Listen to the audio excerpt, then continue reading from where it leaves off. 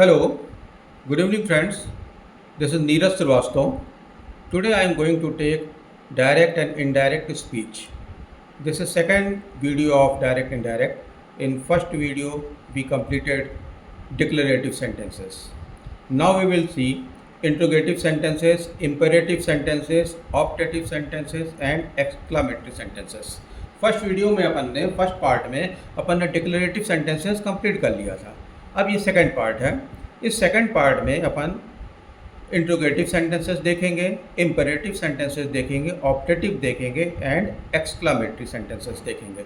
जिसने first part नहीं देखा है वो फर्स्ट पार्ट इसका देख लेगा। ओके, डिक्लेरेटिव सेंटेंसेस तो हमें पता है कि सिंपल स्टेटमेंट सेंटेंसेस होते हैं जिसमें कि फैक्ट्स दिया रहता है, अफर्मेटिव सेंटेंसेस होते हैं। ठीक है, अब interrogative sentences, we all know this thing well. Interrogative sentences कैसे होते हैं? इंट्रोगेटिव मीन्स क्वेश्चन मार्क वाले सेंटेंसेस, ऐसे सेंटेंसेस जिसमें कि क्वेश्चन मार्क हो, कुछ क्वेश्चन पूछा जा रहा हो, वो इंट्रोगेटिव कहलाते हैं। देन इम्पेरेटिव होते हैं। इम्पेरेटिव में ऐसे सेंटेंसेस होते हैं जिसमें कुछ ऑर्डर हो, रिक्वेस्ट हो, कमांड हो।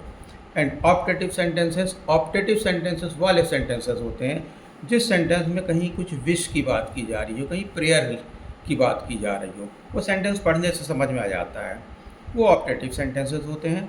और एक्सक्लामेटरी सेंटेंसेस मीन्स कि उसमें एक्सक्लामेशन साइन लगा रहेगा, उसमें एक स्ट्रॉन्ग सडन फीलिंग रहेगी सेंटेंस में, जैसे oh what I have seen here, इस टाइप के सेंटेंसेस वो आ जाते हैं एक्सक्लामेटरी सेंटेंसेस में। ओके, तो हम स्टार्ट कर रहे हैं इंट्रोगेटिव सेंटेंसेस से, क्योंकि डिक्लेरेटिव अपन ने फर्स्ट पार्ट में कंप्लीट कर लिया।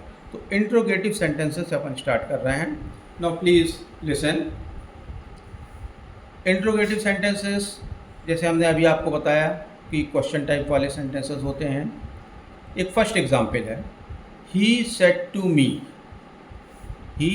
मी are you ready. He said to me, ये एक रिपोर्टिंग वर्ब हो गया और ये जो पार्ट है इन्वर्टेड कॉमा के अंदर ये है reporting speech. Are you ready. अब देखिए इसमें ध्यान दीजिएगा कि इसमें एक क्वेश्चन मार्क लगा हुआ है और ये पूछ रहा है आर यू रेडी, क्या तुम तैयार हो। ठीक है, इसको हमें चेंज करना है इनडायरेक्ट में। ये डायरेक्ट है और इसे हमें इनडायरेक्ट में चेंज करना है। अब हम कैसे लिखेंगे? ये क्वेश्चन वाली बात है, यहाँ पर कुछ पूछ रहा है तो हम उसकी इंग्लिश सबसे पहले यहाँ चेंज कर देंगे। सेड टू मी, दोबारा सेड नहीं लिखेंगे, उसकी जगह हम आस्क्ड लिख लेंगे। ही आस्क्ड मी इफ़ या फिर वेदर, या तो इफ़ लगाएंगे या वेदर, ये बीच में ऑब्लिक लगा है, जो समझ में आएगा वो हम लगा सकते हैं। इफ़ भी लगा सकते हैं, वेदर भी लगा सकते हैं। If I was ready, he asked me if I was ready. ये प्रेजेंट इंडेफिनिट का सेंटेंस था तो इसे हमने चेंज कर लिया है पास्ट इंडेफिनिट में। ठीक है, ये देखिए ये आर लगा था यहाँ पर, ये प्रेजेंट इंडेफिनिट का था। रूल है हमारा, प्रेजेंट इंडेफिनिट में रहेगा तो उसे हम पास्ट इंडेफिनिट में चेंज करेंगे, और वो हमने चेंज कर दिया, आर की जगह हमने वॉज लगा दिया। ठीक है, और ये क्वेश्चन मार्क हटा दिया है। ये क्वेश्चन टाइप का सेंटेंस था, इसी को हमें ऐसा लिखना है कि ये जब हम यहाँ दोबारा लिखें तो वो हमें एक इंट्रोगेटिव सेंस ना दिखाई दे, उसमें इंट्रोगेटिव सेंस नहीं होना चाहिए, उसमें फुल स्टॉप आना चाहिए। Okay, second example, Ajay said to me do you know Kunal. अब ये देखिए, डू यू नो कुणाल एक इंट्रोगेटिव सेंटेंस है, क्या तुम कुणाल को जानते हो। अजय ने मुझसे कहा डू यू नो कुणाल, क्या तुम कुणाल को जानते हो। अब हमें क्या करना है, इस जो इंट्रोगेटिव टाइप के मूड में ये सेंटेंस लिखा है इसे चेंज करना है, क्वेश्चन हटाना है यहाँ से। क्वेश्चन टाइप का जो सेंटेंस है इसे हमें हटाना है, ये डू हटा देंगे हम, और ये इंट्रोगेटिव साइन इसे भी हटा देंगे। और ये तो आपको मालूम ही है कि इन्वर्टेड कॉमास वगैरह सब हटे आते हैं। What we will write in indirect speech, we will write Ajay asked me. ठीक है, पूछ रहा है तो पूछने की इंग्लिश आस्क होती है, तो हम यही लिखेंगे अजय आस्क्ड मी इफ़ या वेदर, दो में से कुछ भी लगा सकते हैं। If I knew Kunal. Okay, अब ये प्रेजेंट इंडेफिनिट में सेंटेंस था, ये देखिए डू लिखा हुआ है, इससे हमें क्लियर हो रहा है कि प्रेजेंट इंडेफिनिट की बात हो रही है। अब इसे हमें पास्ट इंडेफिनिट में चेंज करना है, तो हम इसे पास्ट इंडेफिनिट में चेंज करेंगे। तो पास्ट इंडेफिनिट का सीधा से वो जो सिंटैक्स होता है वो यही रहता है कि first second form of the verb लगता है। तो ये देखिए first form of the verb है, इसको हमने चेंज कर दिया सेकंड फॉर्म में, ये सेकंड लग गया। ये जो यू था, ये यू था इस मी के लिए, ओके, इस मी के लिए था। अब ये यू नहीं रहेगा यहाँ, जब हम इसे इनडायरेक्ट में लिखेंगे तो यू नहीं रहेगा, यू की जगह हम यहाँ पर आई लिखेंगे, ठीक है। तो ये आई जो है इससे मी से कनेक्शन है, ये इस आई, ये जो आई है ये मी के लिए है, इसलिए हम यहाँ पर आई यूज़ कर दिया हमने।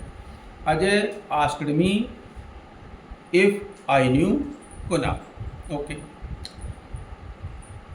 वन मोर एग्जाम्पल, डायरेक्ट का है, Pankaj said to Shivam, Pankaj said to Shivam did you complete your homework. ठीक है, ये इंट्रोगेटिव लिखा है रिपोर्टिंग स्पीच के अंदर, did you complete your homework. Pankaj ने शिवम से कहा कि क्या तुमने अपना होमवर्क कंप्लीट कर लिया। अब देखिए ये भी ये डिड है, डिड है इट मीन्स ये पास्ट में चला गया, पास्ट इंडेफिनिट में चला गया। जब ये पास्ट इंडेफिनिट में जाएगा सेंटेंस तो हमें इसे पास्ट परफेक्ट में चेंज करना होगा। अब हम इसे पास्ट परफेक्ट में चेंज कर देंगे। पास्ट परफेक्ट का एग्जाम्पल हमको पता ही है कि रूल क्या होता है, हेड लग जाता है उसमें, पास्ट परफेक्ट में हेड लगता है और third form of the verb लगता है, ठीक है। तो आंसर जो हम लिखेंगे उसमें हेड आना चाहिए और third form of the verb आना चाहिए। ये कंप्लीट है, ये वर्ब लिखा है, यही वर्ब ये जो कंप्लीट है इसको हम थर्ड फॉर्म में लिख देंगे, कंप्लीट की जगह हम कंप्लीटेड यूज़ करेंगे, ओके। सीधा answer, Pankaj asked Shivam, Pankaj asked Shivam if he had completed his homework, if he had completed his homework. ये आ गया, he had completed his homework, ये देखिए हैड आ गया और third form of the verb आ गया। तो पास्ट इंडेफिनिट ये पास्ट परफेक्ट में चेंज हो गया और ये जो क्वेश्चन मार्क था ये क्वेश्चन मार्क हट गया यहाँ से, उसकी जगह फुल स्टॉप आ गया। ये जो क्वेश्चन टाइप में दिया हुआ था यहाँ पर उसको हमने चेंज कर दिया। अब ये पढ़ने से कहीं नहीं लगेगा कि ये हम दोबारा इससे क्वेश्चन पूछ रहे हैं, if he had completed his homework. अब ये इंट्रोगेटिव स्टाइल में ये क्वेश्चन ये वाला सेंटेंस नहीं रहा, ओके। अब बात आती है कि यहाँ मैंने लिखा है इफ़ भी लिखा है, वेदर भी लिखा है, एक ऑब्लिक लगा है यहाँ पर, चाहे हम इसको यूज़ करें चाहे इसको यूज़ करें, एक छोटा सा बारीक सा इसमें चेंज एक डिफरेंस है।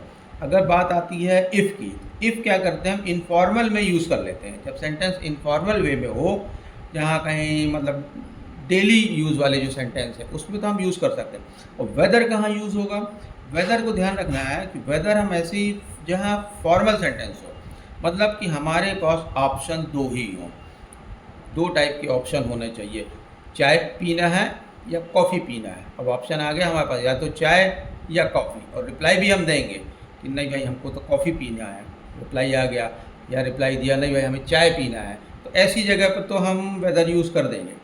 इफ़ जनरली क्या होता है ये इनफॉर्मल है तो यस या नो, या तो यस बोलेंगे या नो बोलेंगे, तो ऐसी जगह पर हम इस इफ़ को यूज़ कर देंगे, ओके। ये छोटा से एक चेंज है।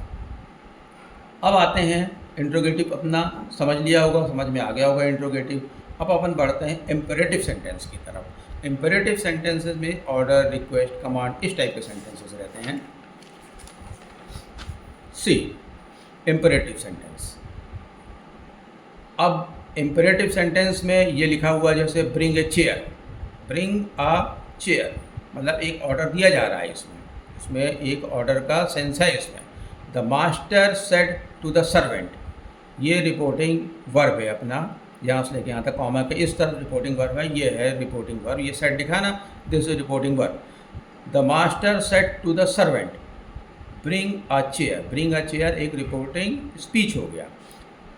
हमने बताया था पहले भी, फर्स्ट वीडियो आपने देखा होगा अगर, कि अगर ये रिपोर्टिंग वर्ब पास्ट टेंस में मिले तभी हम चेंज करेंगे, और अगर ये पास्ट टेंस में नहीं है, ये प्रेजेंट में है या फ्यूचर में है, तो फिर हम चेंज नहीं करेंगे, ठीक है। तो it is here in past tense and it is here in past tense, so we will change. What we will change, bring a chair, bring a chair को अब हमें चेंज करना पड़ेगा। The master order the servant, master है servant से बोल रहा है तो एक तरह से वो ऑर्डर ही देगा, या कमांड देगा, ऑर्डर देगा, कोई वो बड़े रिक्वेस्टिंग वे में तो उससे बात कर नहीं रहा है, तो इसलिए हमने इसको ऑर्डर वर्ड यहाँ पे यूज़ किया। The master ordered the servant to bring a chair. अब देखो, ब्रिंग अ चेयर ये प्रेजेंट में चला गया, ये प्रेजेंट इंडेफिनिट वाला सेंटेंस है, ब्रिंग अ चेयर। अब रूल तो कहता है कि इसे हम पास्ट टेंस में चेंज कर दें, पास्ट इंडेफिनिट में हमें चेंज कर देना चाहिए, ब्रिंग का ब्रॉड कर दें, हम सेकंड फॉर्म में कर दें, लेकिन हम नहीं करेंगे ऐसा। क्यों नहीं करेंगे? क्योंकि इसके पीछे रीज़न ये है, हम यहाँ पर टू यूज़ कर रहे हैं, टू। अब ये इन्फिनेटिव हो गया, अब ये टू के साथ वर्ब लगा हुआ है, टू के साथ जब वर्ब लगा हुआ है तो इन्फिनेटिव हो गया। तो जब वर्ब लगता है टू के साथ में तो वो first form of the verb ही लगता है। वो किस में लगता है? वो फर्स्ट फॉर्म में लगता है। तो इसे हम यहाँ सेकंड फॉर्म यूज़ नहीं कर सकते, हम ये फर्स्ट फॉर्म ही यूज़ करेंगे। तो टू ब्रिंग अ चेयर, यहाँ पर आकर के इम्पेरेटिव सेंटेंस में थोड़ा से रूल हमारा वो प्रेजेंट से पास्ट में कन्वर्ट करने वाला वो चेंज हो जाता है, वो नहीं होता। क्यों? क्योंकि हम टू का यूज़ करते हैं। जब टू का यूज़ करते हैं मीन्स इन्फिनेटिव का यूज़ करते हैं, और इन्फिनेटिव जब यूज़ होता है तो इन्फिनेटिव के साथ वर्ब का फर्स्ट फॉर्म ही लगता है, बेस फॉर्म ही लगता है। ठीक है, इसलिए यहाँ चेंज करने की ज़रूरत नहीं है। हम बस ऐसे लिखेंगे, the master order the servant to bring a chair, हो गया चेंज। सेकंड एग्जाम्पल देखें, he said to me please help me, he said to me please help me.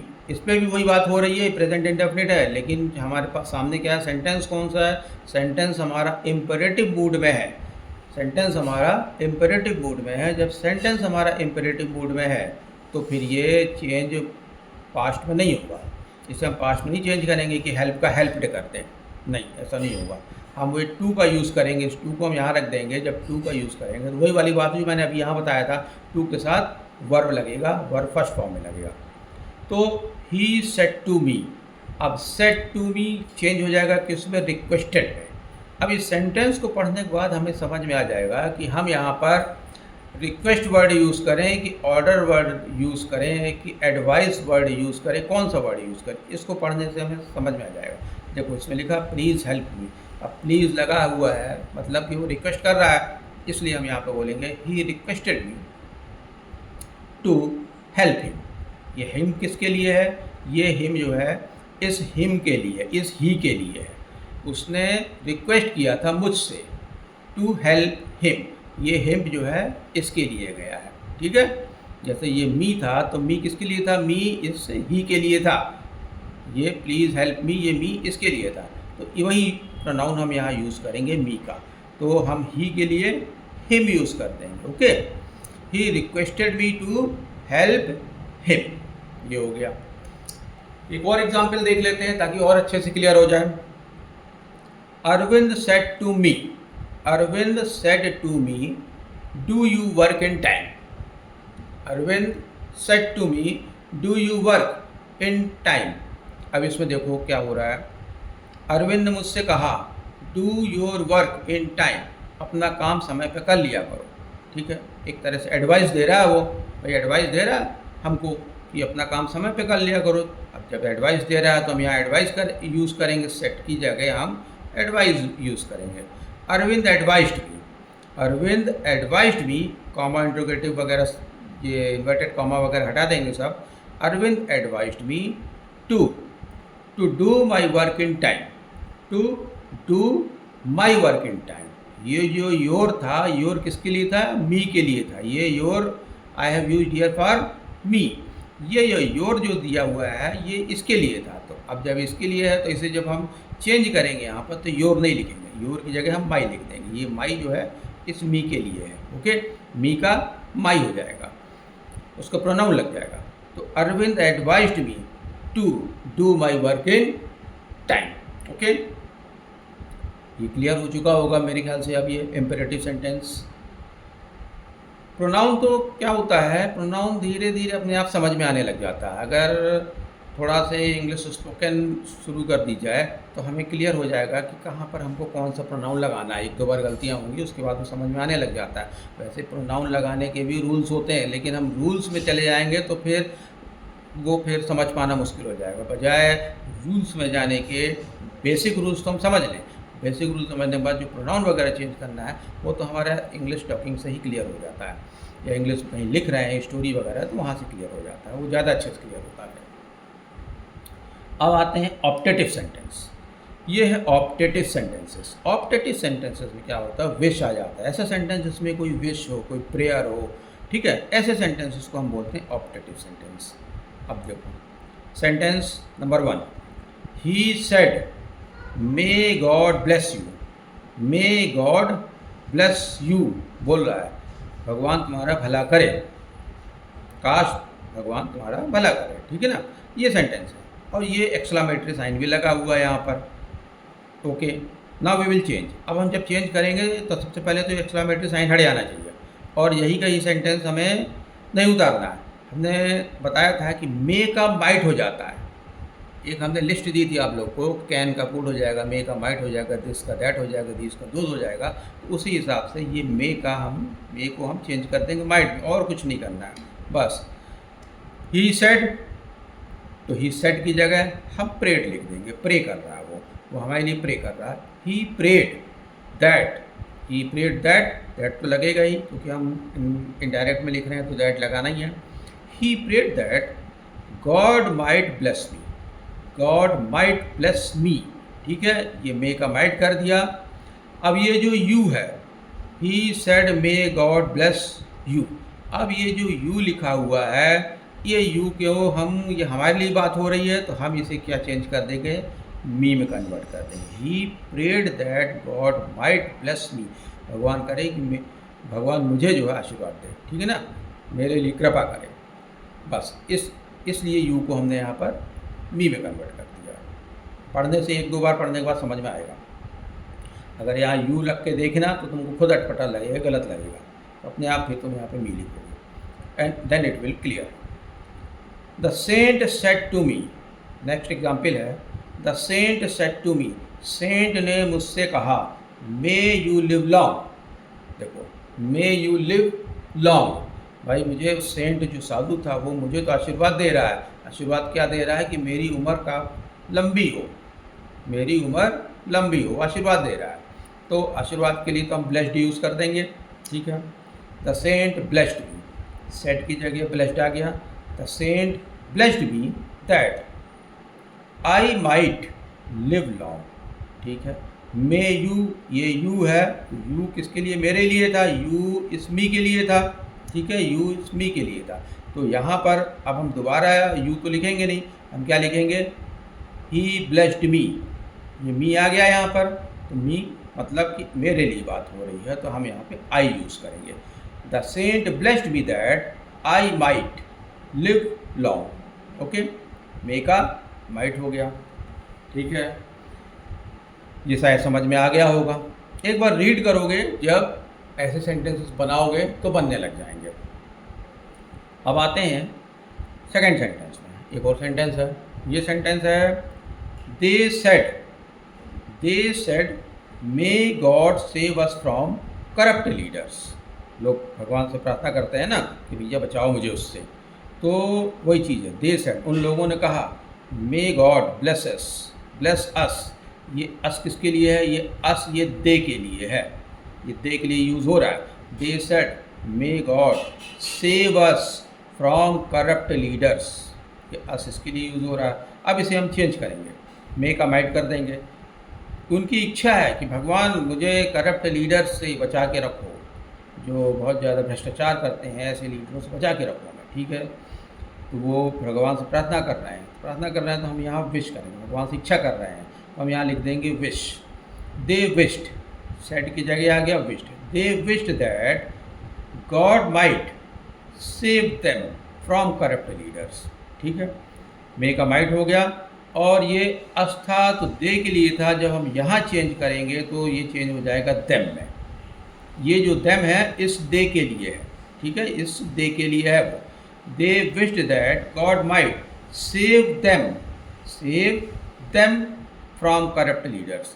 Save us नहीं होगा यहाँ पर, अस अगर हम लिख देंगे, अस यूज़ करेंगे तब तो वो डायरेक्ट का डायरेक्ट ही रहेगा। हमें तो उस डायरेक्ट सेंटेंस को हमें इनडायरेक्ट में चेंज करना है।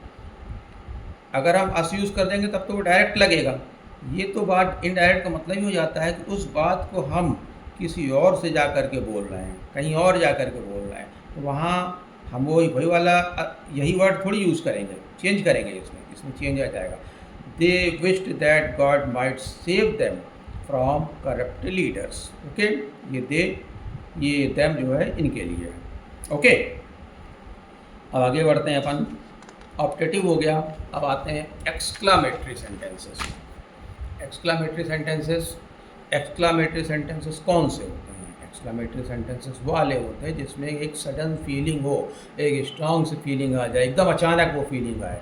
कुछ देख लें, कहीं कुछ बुरा हो रहा तो अचानक से वो फीलिंग आए, अरे बहुत बुरा हुआ, बहुत सैड सी फीलिंग आ जाए।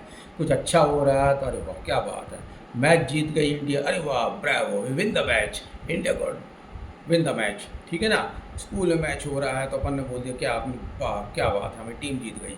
ये एक सडन फीलिंग है, अचानक आई फीलिंग है, स्ट्रॉन्ग सी फीलिंग है, उसको बोलते हैं एक्सक्लामेटरी सेंटेंस, और उसमें एक साइन लगता है, ये अलग साइन है। ठीक है, अब देखो एग्जाम्पल देखो, रोजी सेड। अच्छा, एक्सक्लामेटरी सेंटेंस में ज़्यादातर वो ऐसे वर्ड्स यूज़ होते हैं, ओह, अलास, ब्रेवो, इस टाइप के सेंटेंसेस यूज होते हैं। ओके, रोजी said what an intelligent boy Shivam is. ठीक है, व्हाट एन इंटेलिजेंट, रोजी ने कहा what an intelligent boy Shivam is, मतलब शिवम को उसने देखा हो क्लास में, बोली होगी कि अरे कितना इंटेलिजेंट है लड़का, इसका दिमाग कितना तेज है। ठीक है, तो ये एक सडन सी फीलिंग है। अब इसे हमें चेंज करना है। रोजी सेड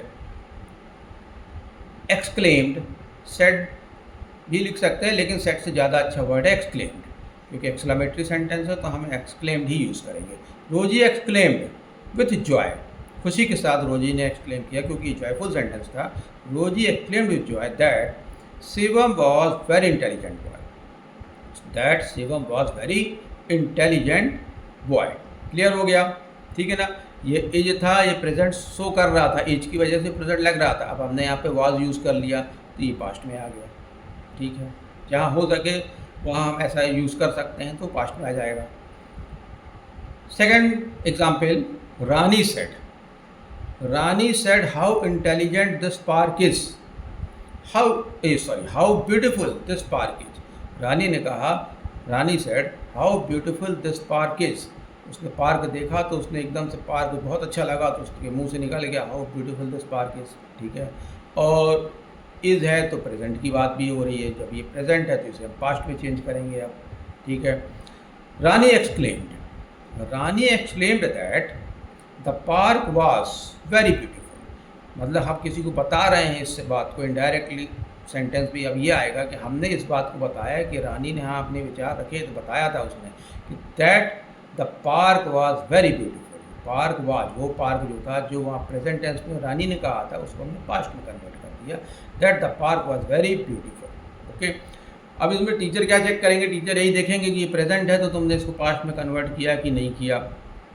अगर तुमने इज ही लगा दिया यहाँ पर तो फिर तो ये बात हो गई कि ये डायरेक्ट ही हो गया सेंटेंस, इसको चेंज करना जरूरी है। इस इज को चेंज करेंगे, वाज में लेके आएंगे, और एक्सक्लेम्ड इसलिए हो जाएगा कि उससे क्लियर हो जाता है कि एक्सक्लेमेटरी सेंटेंस था ये, तो एक्सक्लेम अपन ने लिख दिया। अब ये जो साइन, इस साइन की जगह हम यहाँ पर फुल स्टॉप यूज़ करेंगे। ठीक है, next sentence, my son Vishesh said how dirty these streets are, how dirty these streets are. Sentence है, my son Vishesh said how dirty these streets are, ये रोड, ये सड़क कितनी गंदी है। विशेष ने देखा, विशेष ने कहा कि अरे ये सड़क कितनी गंदी है। ठीक है, अब इसे क्या, अब इसे हम, ये डायरेक्ट है उसका, ये डायरेक्टली उसने कहा how dirty these streets are. अब सड़क को, ठीक है, सड़क को देख कर तो उसने कह दिया, भले घर में झाड़ू ना लगाते हो, सड़क गंदी है तो बोल दिया कि हाँ सड़क बहुत गंदी है, लेकिन घर में पता चला वो विशेष राम झाड़ू ही ना लगाते होंगे। ठीक है, ये तो एक, ठीक है चलो मजाक की बात हो गई। अब अपन आते हैं, इस सेंटेंस को हमें इनडायरेक्ट में चेंज करना है। इनडायरेक्ट में चेंज करेंगे, my son Vishesh said, my son Vishesh exclaimed, exclamatory है तो एक्सक्लेम्ड आ जाएगा। My son Vishesh exclaimed with contempt, with contempt अपन ने यूज़ किया है एक ऐसा वर्ड, मतलब कि उसने उसे जब सड़क को देखा, रोड को देखा है तो उसे बड़ा हेट सी भावना महसूस हुई, उसे बड़ा नफरत सी भावना लगा कि अरे कितना गंदी है सड़क, उसे अच्छा नहीं लगा देख करके। तो इसलिए हमने यहाँ पर कंटेम्प्ट वर्ड यूज़ किया। ओके, लिख देंगे तो अच्छा, नहीं लिखेंगे तो भी चल जाएगा। स्टूडेंट के बाद फिर आगे अपन दैट यूज़ कर सकते हैं। My son Vishesh exclaimed with contempt that those streets were extremely dirty. ठीक है, those streets were extremely dirty अपन ने पहले किया है इस चीज़ को, दीज रहे तो उसे हम दोज में कन्वर्ट कर देंगे, तो ये हमने दोज में कन्वर्ट कर दिया, दीज को दोज में कन्वर्ट कर दिया। ये आर था, ये आर जो है प्रेजेंट टेंस का है, इसे हम चेंज करेंगे। अब ये आर था तो हम इसे वर में चेंज कर देंगे। ठीक है, ये स्ट्रीट्स था, ये देख लो ये प्लूरल में गया था तो ये आर यूज़ हुआ था, तो यहाँ पर भी हम यहाँ ये प्लूरल में ही है, ये हम इसे यहाँ पर वर में यूज़ करेंगे, पास्ट टेंस में जाएगा। ये वाज यूज़ नहीं किया हमने, ठीक है, इसको हमने वर में यूज़ किया है। तो contempt that those streets were extremely dirty. ठीक है, बस इतना चेंज करना, यही का यही नहीं उतार दी, ये वाह वर्ड है एक्चुअली, ये वाह वर्ड है, ये एच हाउ डर्टी, तो इसको हम हटा देंगे, नहीं तो यही यही उतार देंगे तो गलत हो जाएगा। ओके, एक और सेंटेंस देखते हैं। Merchant said alas I am ruined. Merchant said alas I am ruined. Merchant था, कोई बिजनेसमैन रहा होगा, उसका काफ़ी नुकसान हो गया है, तो उसने बोला आई एम रूइंड, बर्बाद हो गया होगा। तो रूइंड का मतलब हो जाता है नुकसान होना, बर्बाद हो जाना। तो और वो अलास, अलास मीन्स उसकी फीलिंग है ये, कि उसके मुंह से निकला एकदम फीलिंग है ये, अलास आई एम रूइंड, अरे मैं तो बर्बाद हो गया। ठीक है, इस अलास को हम चेंज करेंगे। अब यहाँ पर क्या होगा, मर्चेंट एक्सक्लेम्ड। ठीक है, इसी को देख के हम समझ गए कि ये एक्सक्लेमेटरी है, तो हमने यूज़ किया है एक्सक्लेम्ड। मर्चेंट एक्सक्लेम्ड विथ सारो। अब सारो हम यहाँ क्यों यूज़ कर रहे हैं, क्योंकि ये जो सेंटेंस लिखा है ये सारोफुल सेंटेंस है, कोई जॉयफुल सेंटेंस तो है नहीं है। ये फीलिंग कौन सी दे रहा है, एक दुख की बात है, सारोफुल सेंटेंस, इसलिए हम यहाँ पर सारो यूज़ कर रहे हैं। मर्चेंट एक्सक्लेम्ड विथ सारो दैट, ठीक है, that he was ruined, he was ruined. ये एम था तो ये प्रेजेंट था, तो हमने इसकी जगह हम क्या करेंगे, वॉज यूज़ कर देंगे, तो पास्ट में हो गया। और ये जो आई था, ये आई किसके लिए था, मर्चेंट के लिए था। आई, दिस आई वॉज रिटन ये फॉर मर्चेंट। अब यहाँ हम आई तो लिखेंगे नहीं, आई चेंज हो जाएगा, आई की जगह हम यहाँ पर ही लिखेंगे, क्योंकि ये इनडायरेक्ट की बात है, तो हम यहाँ पर ही लिखेंगे। और ही का मतलब है इस मर्चेंट के लिए लिखा जा रहा है, ही, इसमें ध्यान देने वाली बात है, इस मर्चेंट के लिए ही लिखा जा रहा है। ओके, क्या है कि जिनका थोड़ा से इंग्लिश स्पोकन है वो तो बहुत आसानी से इसको कर लेंगे, उसको समझ में आ जाएगा, जिनका थोड़ा इंग्लिश बेटर है। और जो थोड़ा से इंग्लिश ज़रा वीक है, उनके लिए दिक्कत हो जाती है यहाँ पर कि ही लगाएं कि क्या लगा दें। तो हिम, कुछ तो ऐसे भी स्टूडेंट मिल जाते हैं, पता चला यहाँ हिम लगा दिया उन्होंने, वो क्लियर होना बहुत ज़रूरी है। अगर वो नहीं क्लियर हुआ तो बहुत पुअर इंग्लिश मानी जाती है। ठीक है, ये मर्चेंट हो गया इसके लिए। अब आते हैं अपन, ये चारों पांचों टाइप के जो सेंटेंसेस थे वो तो अपन ने कर लिए। एक यूनिवर्सल ट्रूथ होता है, अपन ने इसको पहले पढ़ा था डिक्लेरेटिव सेंटेंस के समय, कि यूनिवर्सल ट्रूथ और हैबिचुअल फैक्ट। अगर कोई सेंटेंस रिपोर्टिंग स्पीच के अंदर लिखा हुआ यूनिवर्सल ट्रूथ अगर लिखा है तो उसे तो हम चेंज नहीं करेंगे। प्रेजेंट में लिखा है तो हम यूनिवर्सल ट्रूथ को हम नहीं चेंज करेंगे, कि हम उसको हम पास्ट में चेंज करते हैं। जैसे sun rises in the east, अगर ये सेंटेंस है तो हम उसे चेंज नहीं करेंगे। अगर हम वाज लिख देंगे, sun was rises in the east, तो ये तो गलत हो गया, वाज हो गया, मतलब इसका मतलब होगा कि हाँ पहले, मतलब ये हो गया, हाँ सन पहले ईस्ट में उगा करता था, पहले उगा करता था, आज नहीं उगता, तो फिर वो गलत हो गया वो तो। इसलिए हम यूनिवर्सल ट्रूथ को हम चेंज नहीं करते। हैबिचुअल फैक्ट भी ऐसा ही होता है, हैबिट्स भी लोगों की चेंज नहीं होती है इन जनरल। अगर हम नॉर्मल वे में लेंगे हैबिट को, सेंटेंस है अगर नॉर्मल वे में ले लेंगे तब तो चेंज कर सकते हैं, लेकिन अगर हमें नॉर्मल वे में नहीं लेना है तो फिर हम उसे चेंज नहीं करेंगे। देखते हैं यहाँ पर, the teacher said the moon revolves round the earth. The moon revolves round the earth, moon जो है अर्थ का चक्कर लगाता है, ठीक है, मून अर्थ का चक्कर लगाता है आएगा इसमें, ठीक है ना, ये प्रेजेंट टेंस का सेंटेंस है।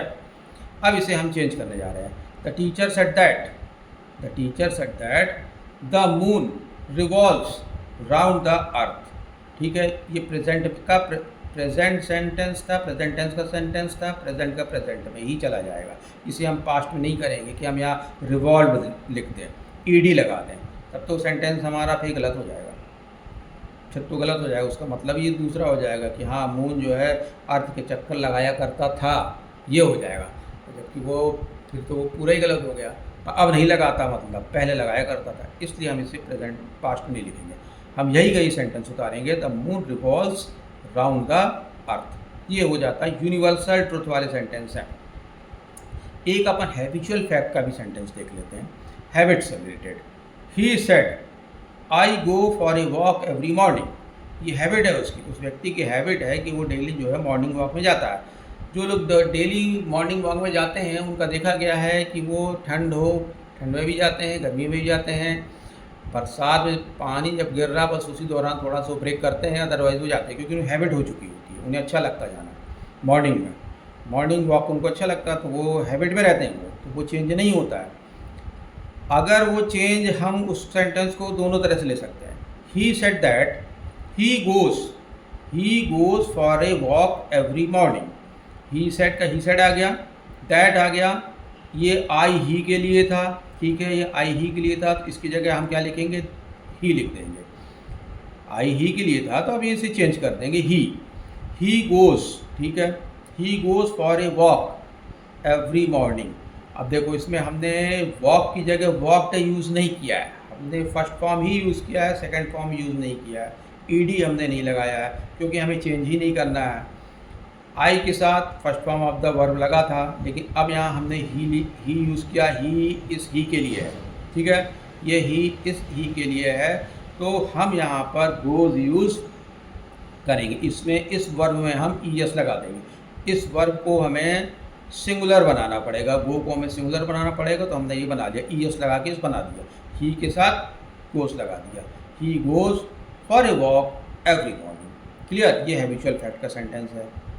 अगर मान लो हैबिचुअल फैक्ट को हमें थोड़ा चेंज करना है, सपोज मान लो हमें चेंज करना है, तो इस गो की जगह हम वेंट कर देंगे, तब हमें वेंट कर सकते हैं यहाँ पर कि गो की जगह हम वेंट लिख देंगे तो भी सही हो जाएगा, लेकिन ग्रामेटिकली जो है हैबिचुअल फैक्ट में चेंज नहीं किया जाता है, ज़्यादा बेटर रहता है, ठीक है। चलो अब इसके बाद कंप्लीट हो चुका अपना डायरेक्ट एंड इनडायरेक्ट के दोनों अपन ने वीडियोस देख लिए हैं, दोनों वीडियोस अपन ने बता दिए, इसमें काफ़ी कुछ हो चुका है, पूरा ही लगभग हो चुका है ये। अब बचा क्या है, इसमें बची है सिर्फ प्रैक्टिस, इसको बार बार देखना है, प्रैक्टिस करना है इस पर, और प्रैक्टिस के बाद ये सारी चीज़ें माइंड में सेट हो जाएंगी, इसके रूल सेट हो जाएंगे, और रूल सेट हो जाने के बाद फिर तो हज़ारों सेंटेंसेस पढ़े हैं, उस पर फिर वर्क किया जा सकता है, ठीक है।